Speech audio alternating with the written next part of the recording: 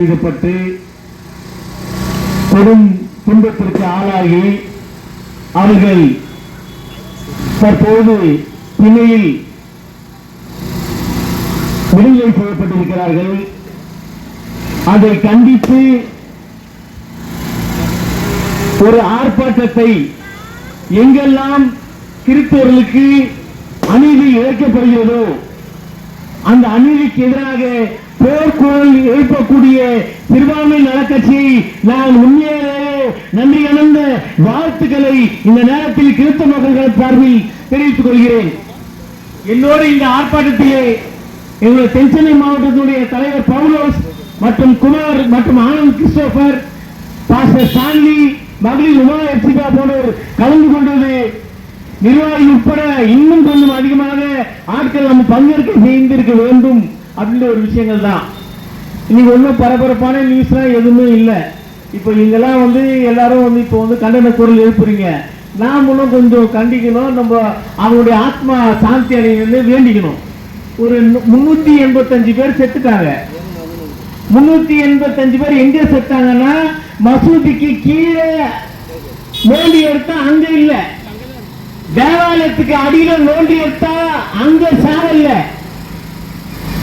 கர்நாடகால ஒரு தர்மசாலால அப்பாவி பெண்களை கொலை செய்து புதைச்சிருக்கிறாங்க. அங்க நோண்டி பார்த்த அத்தனை பேரும் முஸ்லிம்கள் இல்ல, கிறிஸ்தவர்கள் இல்ல, அத்தனை பேரும் நம்முடைய உறவான இந்து சகோதரர்கள். அவர்களுக்கு இந்த நேரத்தில் நாங்கள் எங்களுடைய அஞ்சலியை செலுத்துகின்றோம்.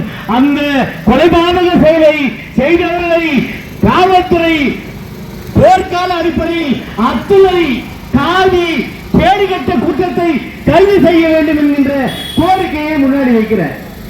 ஏன் நான் இந்துக்களுக்கும் அப்படி பேசுறேன்னா, சக மனிதர்களை அன்பு செய்வதுதான் கிறிஸ்தவம். ஆக நாங்கள் நேசிக்கிறோம். அது எந்த ஊரில் இருந்தாலும் பரவாயில்ல, நேசிக்கிறோம். ஆன்மீகம் என்னது? ஆக்சுவலா சிம்பிள் மேட்டர். ஆன்மீகம் என்ன? அது கோயிலுக்கு போறதா, இறைவன்கிட்ட போய் வேண்டியது ஆன்மீகமா? இல்ல, பிறரை அன்பால நேசிக்கிறது, எல்லோரையும் அன்பால அரவணைக்கிறது, அமைதி வழியில வாழ்க்கையை தொடர்ந்து நடத்துவதுதான் உண்மையான ஆன்மீகம். ஆன்மீகம் என்னன்னு தெரியாம பல விஷயங்கள் நடக்குது.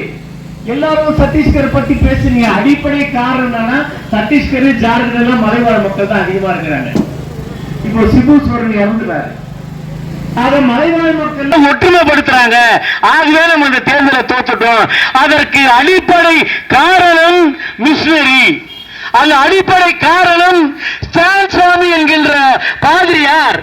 ஆக அவர் கைது செய்யப்பட்டார். கொடின் சிறையில் சித்திரவதை செய்யப்பட்டார்.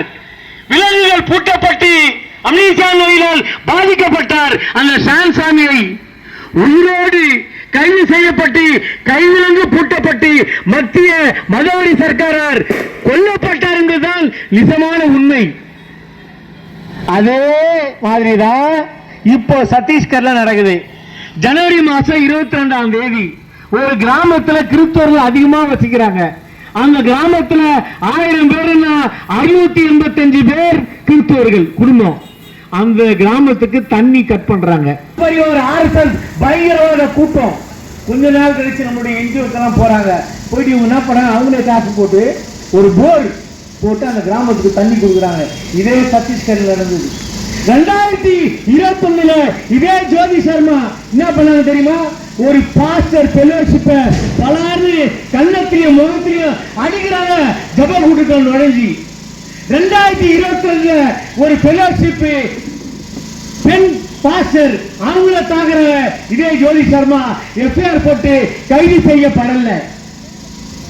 மீண்டும் சத்தீஸ்கர் மாவட்டத்தில் ஈஸ்டர் பெருவிழா தேவாலயத்தில் வழிபாடு நடந்து கொண்டிருக்கும் போது பஜ்ரங்கள் கூட்டம் அத்துமீறி அடித்து தேவாலயத்தை நசுக்கிறார்கள். இது நடந்தது இதே சத்தீஸ்கர் மாவட்டத்தில்.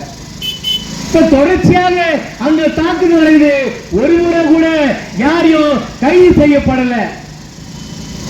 அது காரணம் என்ன சொன்னா, மதவாத கூட்டம் ஒண்ணுமே பண்ண முடியல. அந்த மக்களுக்கு இந்த கன்னியாஸ்திரி என்ன பண்ணாங்க? மருத்துவத்தை கொடுத்தாங்க, கல்வியை கொடுக்குறாங்க. நான் கேட்கிறேன், நீ ஜெய் ஸ்ரீராம் சொல்லு. தொழுநோயை குணப்படுத்தியா? நீ ஜெய் ஸ்ரீராம் சொல்லு.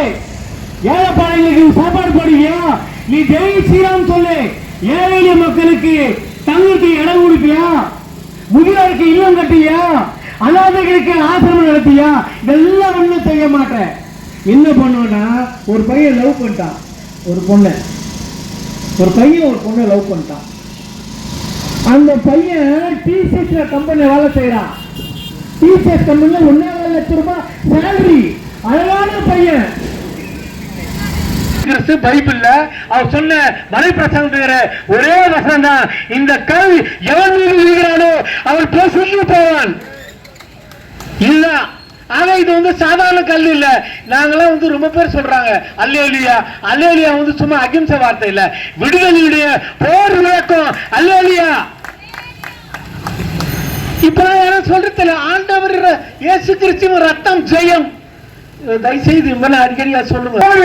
பின்னாடியில சொல்லிவிட்டா ஈட்டி எடுத்து ரத்தம் ஜெயம், அருளாளுங்கிற தலையை வெட்டிட்டா ரத்தம் ஜெயம். கிறிஸ்துவத்தை வளர்த்த எல்லா சீடர்களும் வெட்டப்பட்டு கொலை செய்யப்பட்டு கொலை உரிமை குறுவுரிமாய் இந்த மண்ணில் மனிதன்தான் இயேசு கிறிஸ்துடைய வரலாறு. சாவுக்காக பயப்படல இயேசு கிறிஸ்து ஏறாத மண்ணுகிட்ட மன்னிப்பு கேட்கல. தைரியமான கடவுளே, தைரியமானவரே, புரட்சியாளரே, உலகத்துக்கு முதல் சமத்துவ கோட்பாட்டை அமைத்த புரட்சியாளர் இயேசு கிறிஸ்து. அவர் சாதாரணமா சாவல, யாருக்கிட்டையும் சமரசம் பண்ணல. சமரசம்